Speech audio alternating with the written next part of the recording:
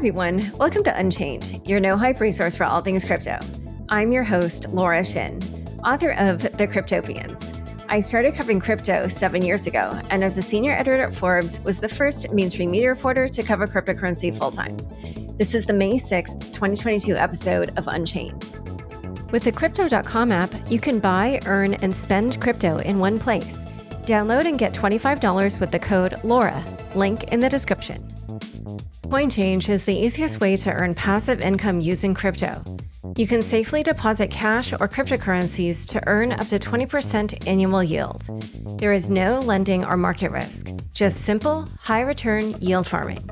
Create an account today at trydefi.cc/UNC and receive 40 USDC. That's trydefi.cc/UNC. Today's guest is Eric Golden, host of the Web3 Breakdowns podcast and owner of Bored Ape 7560 and many other Yuga Labs assets. Welcome, Eric. Thank you for having me, Laura. This past weekend saw the Otherside mint, which was for digital land in Yuga Labs' promised metaverse related to the Bored Ape Yacht Club and some other NFT projects. Although Yuga Labs and its partners, who include Animoca Brands, ApeCoin DAO, and others, raised about $320 million, many view the sale as a debacle. Tell us what happened. So going into Ape sale, there was a tremendous amount of demand, and the demand far exceeded the supply of available plots. So on mint night, there was 55,000 available plots. Everyone with a KYC wallet could buy two. And by some people's estimates, there was at least 100,000 to 200,000 demand. So, supply was exceeded by demand by a number of about 4 times. And so ultimately, I saw that Decrypt reported that the sale actually destroyed more ETH than it issued. And because of how much demand there was on the Ethereum blockchain, and because of the changes instituted last summer, the chain itself ended up burning 55,843 ETH, which was about $157 million worth of ETH. What do you make of all that? Yeah, so I think the way to think about it is everyone got in line to go into a stadium, and there was 55,000 seats in the stadium that everyone could sit in. And the line outside was very long. In this case, call it 100,000 people were outside of the line. But for people to understand Ethereum and gas wars, when you're at an auction and there's limited supply, you can increase the amount of gas that you're willing to pay to cut the line. So what happens is, and in this case, it happened at a scale I don't think we've seen for some time, that people started increasing the amount of gas. So even though the price was fixed, in this case, it was 305 ApeCoin, which was roughly 6,000 US dollars, people started to offer to pay the miners to mint their transactions to guarantee that they would get their mint at much higher and higher increments. So going into it, because they switched from Dutch auction to just a traditional mint, I think people believed it was possible there was going to be a gas war. No one really knew what was going to happen. I mean, now in hindsight, everyone seems to have an opinion of what they would have done differently. And I'm happy to jump into kind of how you go back through the day of how it felt. But getting up until the last minute, going into 9 p.m., it was abundantly clear there was going to be a gas war. And people thought you might have to pay about half an ETH to mint. That would be the gas. And then quickly it was 1 ETH. And then at the actual game time, it started to range between 2 and 3 ETH per mint to make sure that you were guaranteed a chance to secure one of the deeds. Wow. That's crazy, because obviously then, it's more than what the underlying asset is that they're trying to buy. So actually, let's just backtrack though. Why were these in such demand? What exactly were these NFTs that Yuga Labs and Animoca and their partners were selling? So Yuga Labs has had tremendous success, first with the Bored Ape Yacht Club, and then Bored Ape Kennel Club, then Mutants, and then the big news of acquiring Larva Labs and adding CryptoPunks and Meebits. So this is really the premier NFT studio, designer, creative lab that are launching these NFTs. And they had announced that they were going to launch a metaverse, and people were very excited, but it happened in stages. So one of the first pieces of information we got was that we had to KYC, or know your customer, which And Web3 is definitely a very hot topic of why do we need to do this? You have your right to your identity. I have my wallet. For a lot of people that have purchased assets from Yuga Labs in the past, this was never required. And that's just like submitting, like some kind of official ID, like a passport or something to verify what your real world identity is. Yeah. And it's connecting a wallet to, in this case, a wallet to a real living person. Now, there's two reasons. I mean, there's lots of, like, a lot of this stuff, this is my opinion, people speculated. Coming from traditional finance, KYC usually means money transfer, some sort of banking arrangement. Maybe you're, going to win something and they need to prove it's actually going to someone and no one's rigging the game. The other best argument I heard was that a lot of these mints have been botted. So people show up, they run scripts, they front run everyone. And by forcing someone to prove who their identity is, you're at least limiting to these are real people. And then there's a whole separate issue of how they could collude to still potentially front run the game. But at least these are actually real people lining up to buy whatever item you're selling. Yeah. And actually, the next day, I think it was the same day, Solana was down. And the reason was because of a bunch of bots that were trying to get NFTs in a mint. So maybe that theory isn't so out there. But there were actually there were a number of reasons that, the way they structured the sale got a lot of criticism. One other aspect, which you alluded to earlier, was this Dutch auction aspect, which they ended up discarding. That was the original plan. And they ended up just going with a normal price. And by the way, I should say a Dutch auction is where they start with a price ceiling and then over time it decreases. And so the theory is then people will only buy at the price they're comfortable with, that they think is fair. As you mentioned, last Thursday, they switched to this flat price of 305 ApeCoin. What effect do you think that had on the sale? I mean, obviously you talked about the gas wars, but like, why do you think they did that? And then when you talked about how it sort of went down or how it felt that night, maybe you could give us some color there. Yeah. So I don't know why they made the decision they did, but going into it, it was a Dutch auction. And as you said, all of these minting mechanisms are just price discovery. How do you figure out what the clearing price should be? And so in this case, a Dutch auction is you start at a high price and it keeps coming down. And then eventually you actually, in Dutch auctions, like when Proof did their Dutch auction, I think they started at 5 ETH, it came down, people started buying. And then when it got to 1 ETH, you also had a gas war. Because once everyone realizes it's officially the price that people are willing to pay, you also get that rush. None of these are perfect. They all have flaws with them. I actually would have preferred they just kept the Dutch auction, and I wish they set the price higher. I think that one take, and we'll get to the Solana example, people have said, the contract wasn't optimized, this was poorly set up. I don't believe a lot of that. I'm not a technical expert, but even Vitalik came out afterwards and kind of made similar comments to what I believed, is that this was an economics problem, not a technical one. When price is set so low that demand so far exceeds supply, you're going to have this type of event. And so on Thursday, when they said we're doing away with the Dutch auction, the new plan, which was an interesting one, was we're going to set a fixed price. And what we're going to do is we're going to let every KYC wallet buy 2. And they knew a gas spike would happen. But then as the gas spike went down, there would be a second wave. You could buy 2 more, another wave, and buy 2 more. And so everyone that I talked to was excited about buying. People were loading their wallets up and they were saying, I'm going to get 4, maybe we'll get to 6. But nobody really early on thought that this would be one wave mega gas war and over until much later in the day on Saturday.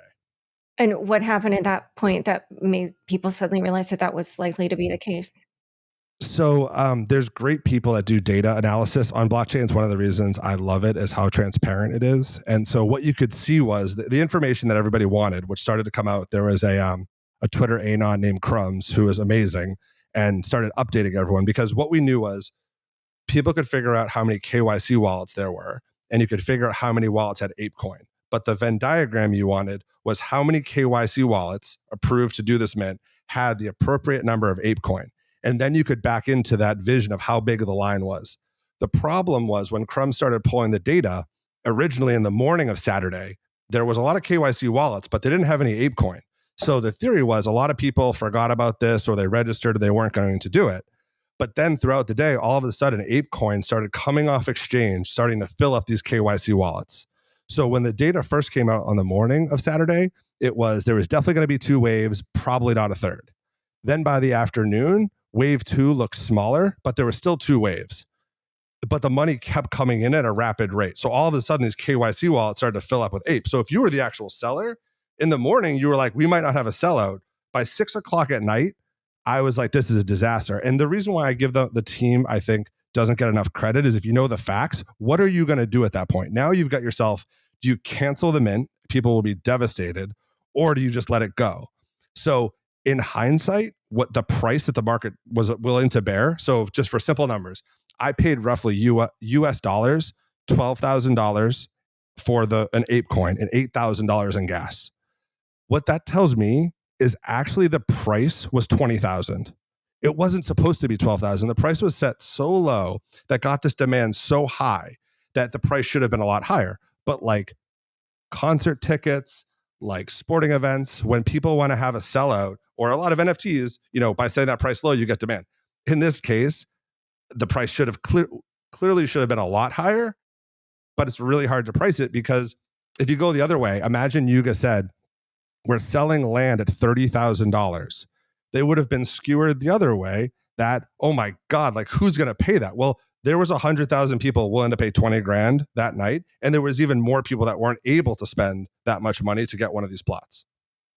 Wow. This reminds me so much of the initial coin offering craze, which I wrote about in my book. But in a moment, we're going to talk about some of the other issues with the sale and dig into why Eric doesn't agree that they were maybe problems. But first, a quick word from the sponsors who make this show possible. Join over 10 million people using Crypto.com, the easiest place to buy, earn, and spend over 150 cryptocurrencies. Spend your crypto anywhere using the Crypto.com Visa card. Get up to 8% cash back instantly, plus 100% rebates for your Netflix, Spotify, and Amazon Prime subscriptions. Download the Crypto.com app now and get $25 with the code LAURA. Link in the description. It's time to bring Wall Street to Main Street.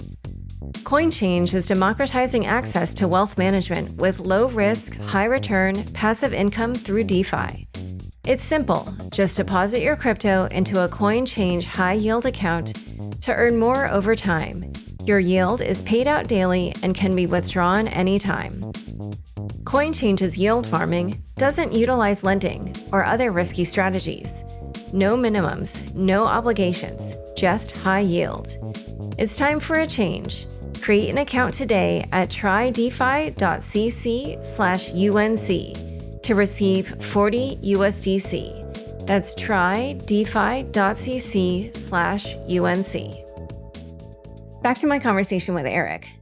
So as you mentioned earlier, a number of people did criticize them for not optimizing their smart contract.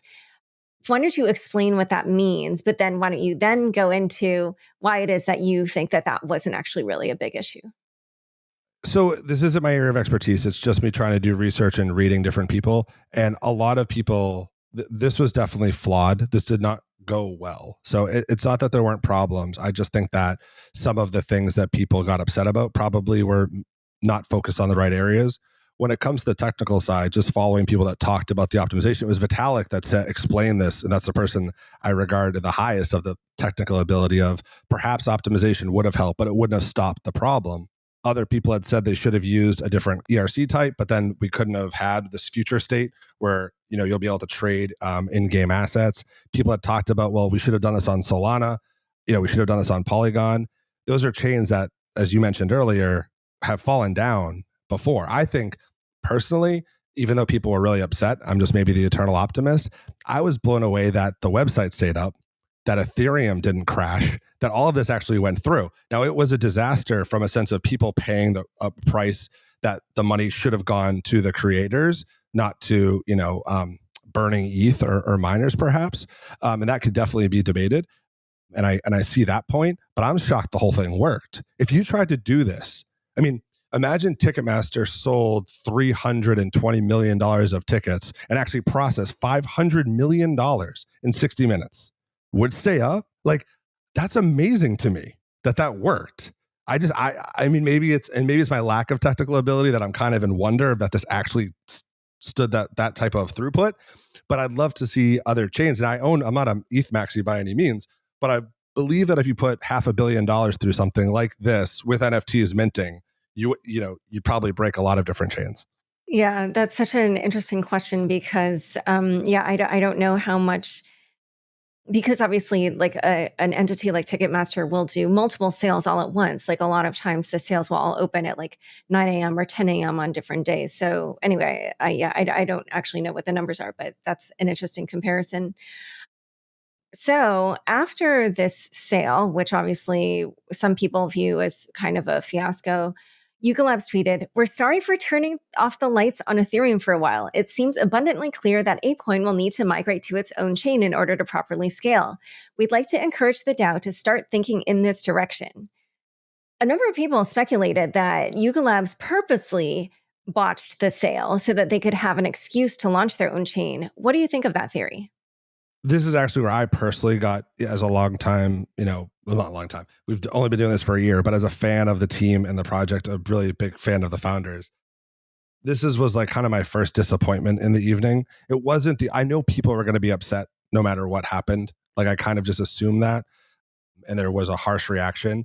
It was the comment, that specific tweet, that bothered me and rubbed me the wrong way. I didn't like that they were pointing, because if you take my points earlier that this was an economics problem, I didn't like that fingers were pointed at Ethereum as if Ethereum, like that Yuga had somehow overpowered the Ethereum blockchain. That just wasn't true. So I really disliked that. And I was even more concerned about this notion of creating your own chain. If you look at Dapper Labs and CryptoKitties going to Flow, or Axie building Ronin, like we have examples of people building their own chains when the chain didn't fit their system needs. And that might have made sense. In that moment, people were really upset that they got in line and they weren't able to buy the thing they wanted. There's always going to be people that get the thing and don't get the thing when there's a scarce resource. So that's expected. But like at that very moment, to kind of declare victory and gloat about it rubbed, I think, myself, but I also know a lot of other people the wrong way. And just reading the communication, listening to people like Gordon, Goner, and Gargamel, the two founders, I mean, they just raised $300 million. Their company raised earlier, $400 million on a $5 billion valuation. If you read their personal tweets, it was not a good night for them. I don't know them personally. I don't talk to them, but they were gutted by the reaction of the community if this was a fiasco. And I think that when that tweet came out from Yuga, that set whoever wasn't upset at that point, now everyone started to get upset about that. So I think that it just was poor communication, is my only guess of what, like, the moment to do it. But then on top of it, I really hope we don't go down that path, just personally as one voter of this giant governance structure we've created, because I don't see the benefits of moving an off chain like that and creating your own separate chain. There's a lot of things that they can create and add to the community, but I'm not a huge fan of creating an ape chain. One of the reasons that people believe Bored Ape Yacht Club took off was that at that time last year when they launched, they gave their users some meaningful commercial rights to their apes. I mean, well, actually, I should say that they were limited, but compared to, for instance, CryptoPunks, they were meaningful. But the morning after this sale, Punk6529 tweeted that the TLDR on the Otherside license was, quote, much worse licenses than prior Yuga licenses. So can you describe a little bit what these rights look like for these Otherdeed NFTs? And do you agree that they're much worse? So 6529, for someone who's not a lawyer, is a great analyst who read the terms of service and did catch a lot of bad language. I think it was Gargamel, the founder, who actually responded to 6529 right away and actually got stuff changed that day, which I thought was great. I thought it was a good listening to the people that actually are saying. So yes, I agree with 6529 that when the terms of service came out, and this is how I think a lot of people reacted with a gaming company, with big corporations coming in with lawyers, writing documents is a lot different than what we saw a year ago. But you also have an ecosystem worth more than $20 billion. So you're going to get more people at the table. But I agree, the original language came out was pretty poor. And I think that most people thought it was going to be changed. I was actually impressed that they started changing it that day. And so now, is it more similar to the rights that Bored Ape Yacht Club owners have?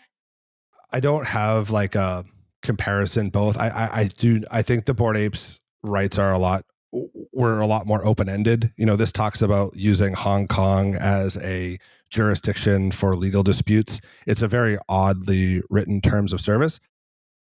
I think people reacting to it made sense because it was the first time they had seen it. Okay, we'll put in the show notes whatever these updated terms are. So after this whole tumultuous weekend, what has happened to the price of ApeCoin, to the price floor for these Otherdeed NFTs and, other assets in this universe?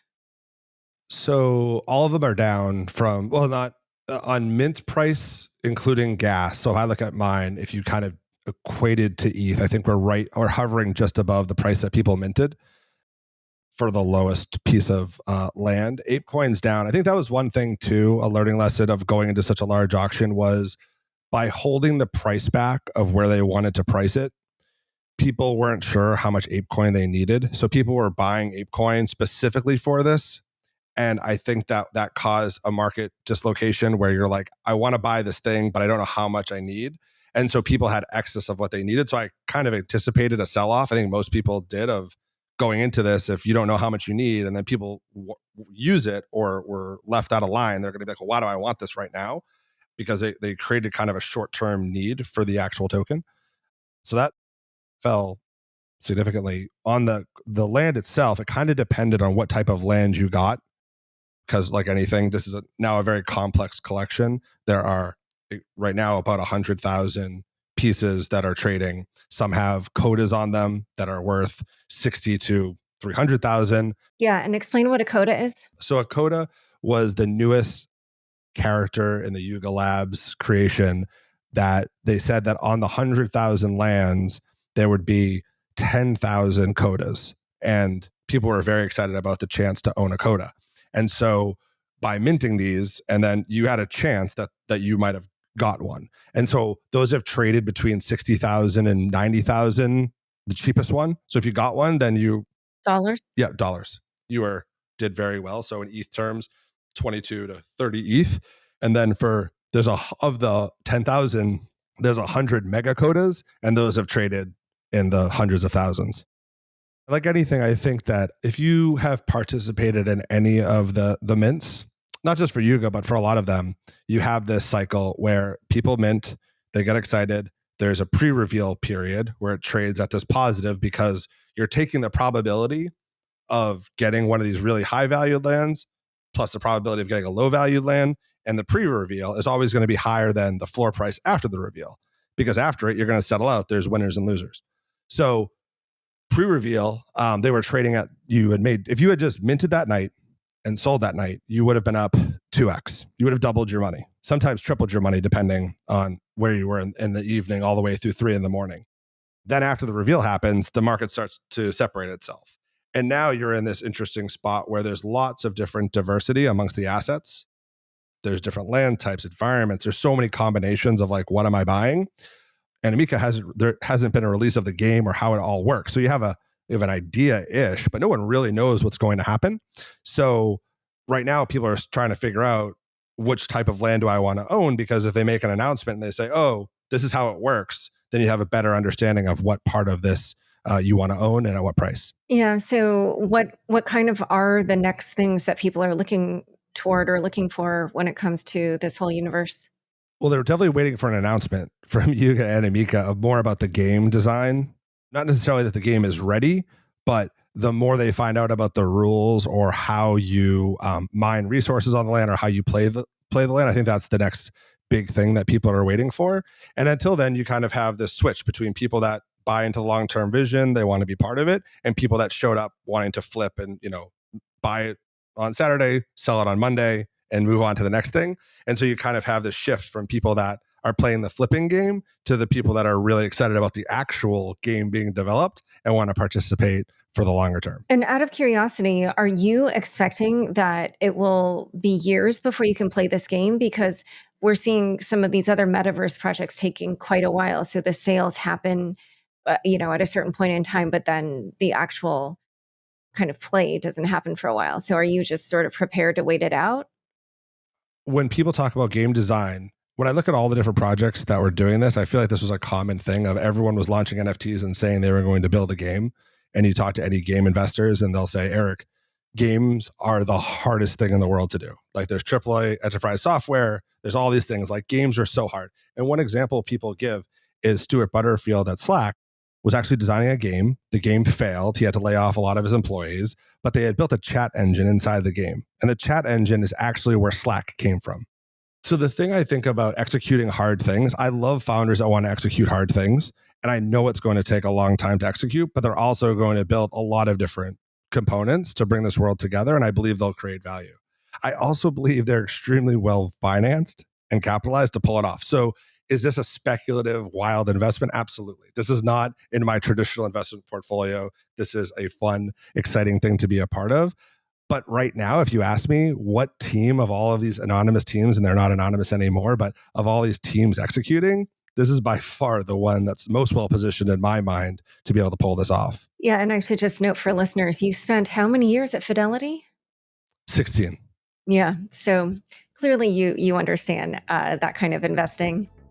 Well, this has been an incredibly illuminating and fun conversation. Thank you so much for coming on Unchained. Thank you for having me, Laura. This has been a lot of fun. Don't forget, next up is the weekly news recap.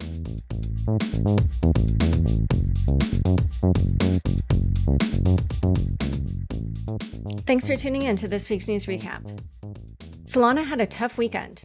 Solana went down for roughly 7 hours on Saturday. According to its Twitter account, the network lost consensus after an enormous amount of inbound transactions, 4 million per second, flooded the network. In a postmortem, the team explained that the influx of transactions targeted a new NFT drop using Candy Machine, Solana's popular NFT minting tool. Since the price had a fixed floor and not a dynamic Dutch auction, the first user to call the mint received the NFT, which created an economic incentive to send a huge number of transactions in hopes of winning the mint, the team wrote. Due to the overwhelming amount of transactions, the network validators ran out of memory and crashed, leading to consensus stalling until validators restarted the network via Discord and Google Doc coordination. This is not the first significant outage for Solana, which experienced a 17-hour shutdown in September 2021, which Solana says shares characteristics with the blackout last weekend. Solana will be adding fee prioritization in its V1.11 release, along with 3 other mitigations in the wake of the network failure.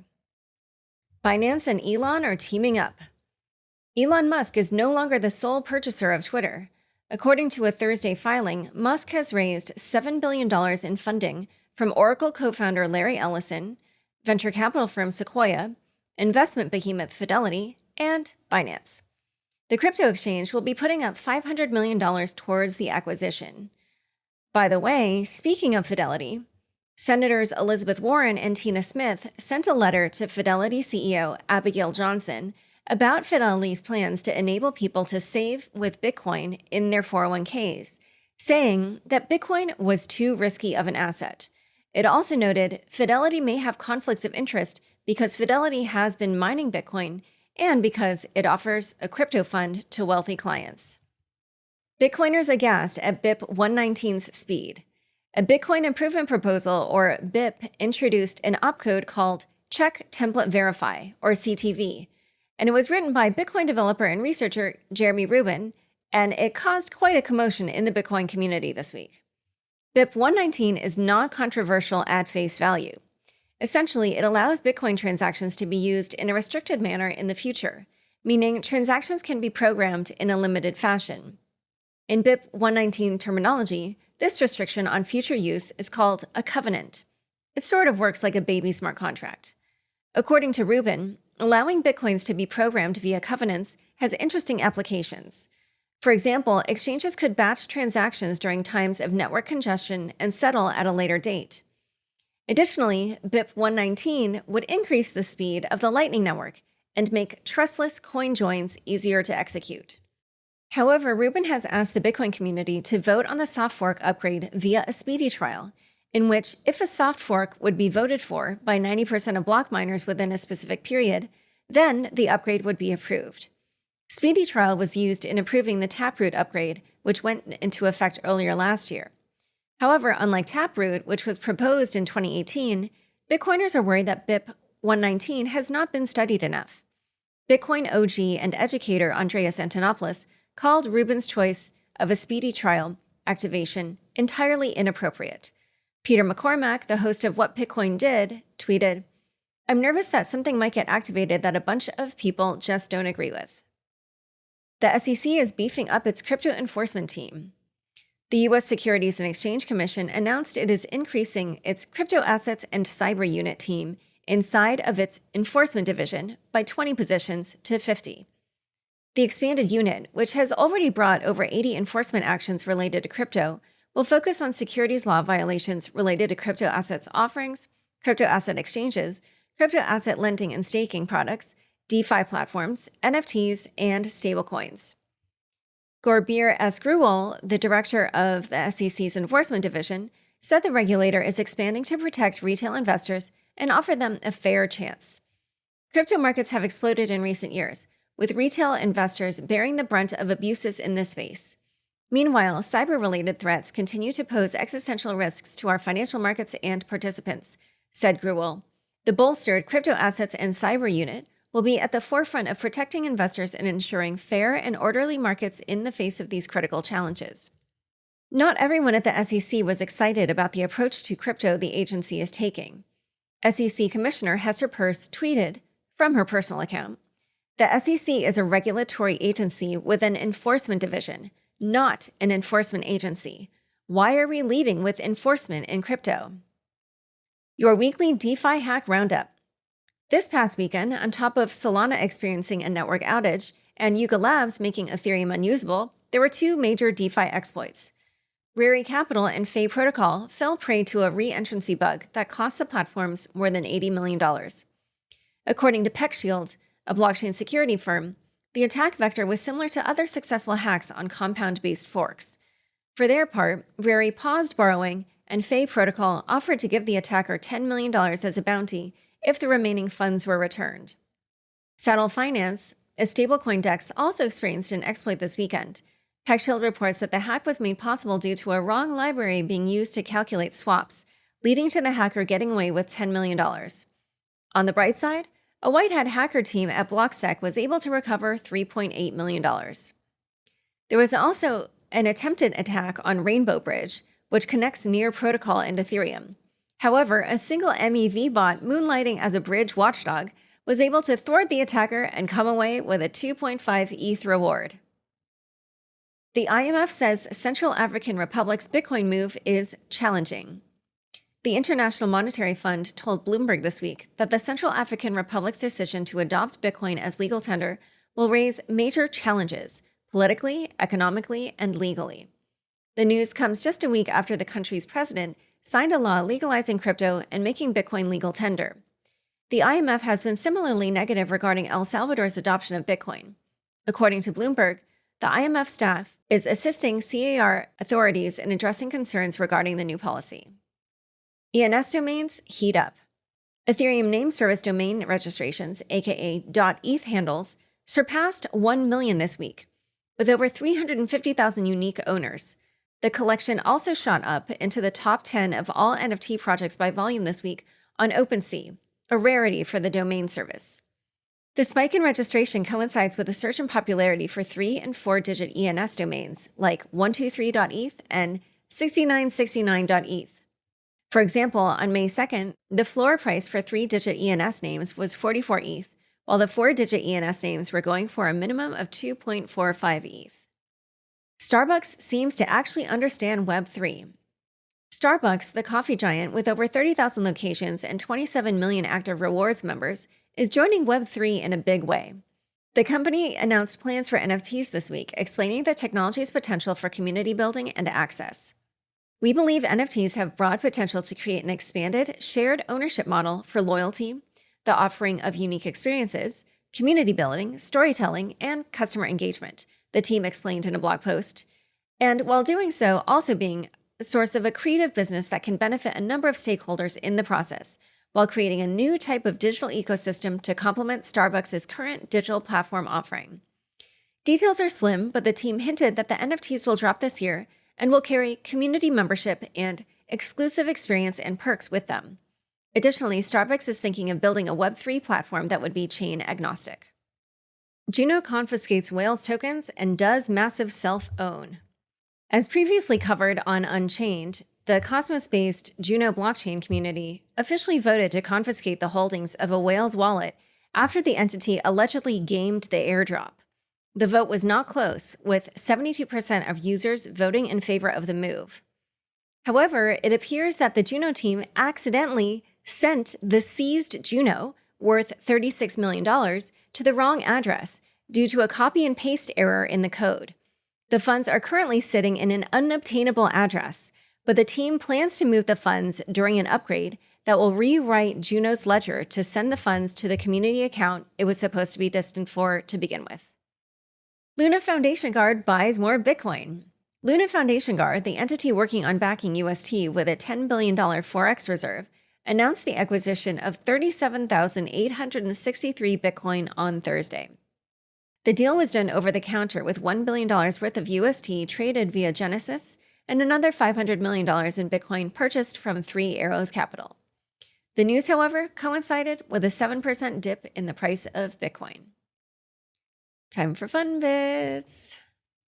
How to sell Web3.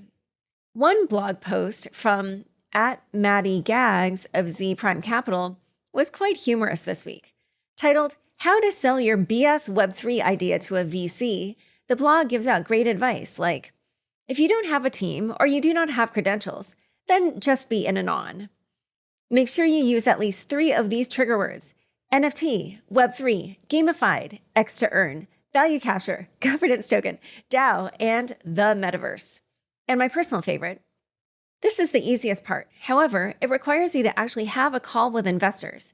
Just memorize the phrases below and slip them into the conversation.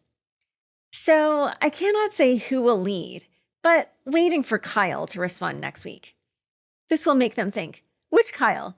Davies? Samani? Damn, I better be fast. Even if they know one of the Kyles and they check with them, it still can be the other Kyle or some freaking Kyle they've never heard of. Oh my God, I cannot be bested by Kyle. All right, thanks for joining us today. To learn more about Eric and the Otherside digital land sale, check out the show notes for this episode. If you haven't yet bought a ticket to the book clubs on the Cryptopians, there is one more book club next Tuesday at 3 p.m. Eastern Time with a few tickets remaining. I've had a lot of fun discussing the book with you all, and I'm excited to discuss it with more of you. Also, don't forget that buying a ticket to the club also gives you access to my premium offering for the next year, in which I release exclusive interviews not available elsewhere. Head to bits.ki/Laura Shin. Again, the link to buy is bits.ki/Laura Shin. Unchained is produced by me, Laura Shin, with help from Anthony Yoon, Daniel Nuss, Mark Murdoch, Shashank, and CLK Transcription. Thanks for listening.